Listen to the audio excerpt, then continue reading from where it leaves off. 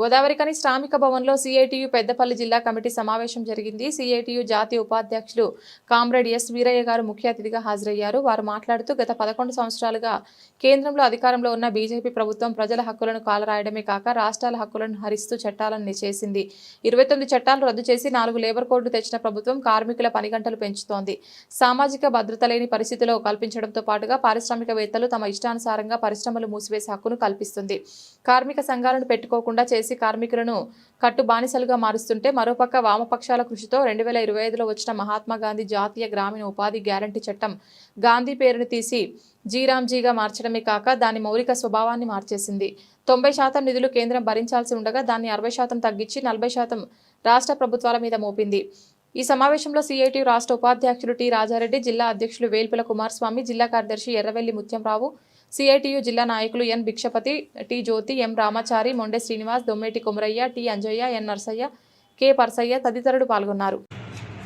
మోడీ ప్రభుత్వం 29 కార్మిక చట్టాలను రద్దు చేసి కోరలు లేని లేబర్ కోడ్స్ని అమలులోకి తెచ్చింది. 150 సంవత్సరాల పాటు కార్మిక వర్గం పోరాడి సాధించుకున్న హక్కులను కాలరాచింది. యాజమాన్యాల సేవలో, అంబానీలు అదానీల సేవలో కార్మిక వర్గాన్ని బానిసలుగా మార్చే ప్రయత్నం చేస్తున్నది మోడీ సర్కార్. వ్యవసాయ రంగంలో విత్తనాల దిగుమతులకు అవసరమైనటువంటి చట్టాలు చేసే ప్రయత్నం చేస్తున్నది.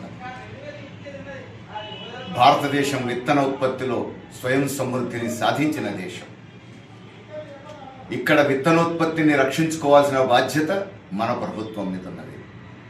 అందుకు భిన్నంగా విదేశాల నుంచి విత్తనాల దిగుమతికి ఉపయోగపడే విధంగా చట్టాలు చేసే ప్రయత్నంలో ఇప్పుడు మోడీ ప్రభుత్వం ఉన్నది. మరోవైపు గ్రామీణ ప్రాంతంలో ఉపాధి హామీ చట్టాన్ని ఇప్పుడు స్కీమ్గా, ఒక సంక్షేమ పథకంగా మార్చేసింది. నిన్నటిదాకా ఉపాధి హామీ ఒక హక్కు, ప్రభుత్వాన్ని నిలదీసి అడిగేందుకు ఒక సాధన. ఇప్పుడు మోడీ ప్రభుత్వం దాన్ని ఒక దయతలిచి ఇచ్చేటువంటి సంక్షేమ పథకంగా మార్చింది. అంతేకాదు, వ్యవసాయం పనులు ముమ్మరంగా ఉండే సమయంలో ఉపాధి హామీ పనులు ఉండడానికి వీల్లేదని చెప్పి నిర్ణయించింది. అంటే వ్యవసాయం పనులు ముమ్మరంగా ఉండే సమయంలో వ్యవసాయ కూలీలకు ఇంకే పనులు లేకుండా చేసి భూస్వాములు, ధనిక రైతులు ఏమిస్తే అది తీసుకొని పనిచేసే విధంగా నెట్టడమే. అంటే వ్యవసాయ కార్మికులు సంఘం పెట్టుకొని భూస్వాములతో, ధనిక రైతులతో బేరసారాలాడడానికి అవకాశం లేకుండా చేసింది. ఉపాధి హామీ పనులు ఉన్నప్పుడు మీరు తగిన కూలి పెంచకపోతే మేము ఉపాధి హామీకి పోతామని వాళ్ళు బెదిరించగలుగుతారు, బేరసారాలు ఆడగలుగుతారు, రేట్లు పెంచుకోగలుగుతారు. ఇప్పుడు మోడీ ప్రభుత్వం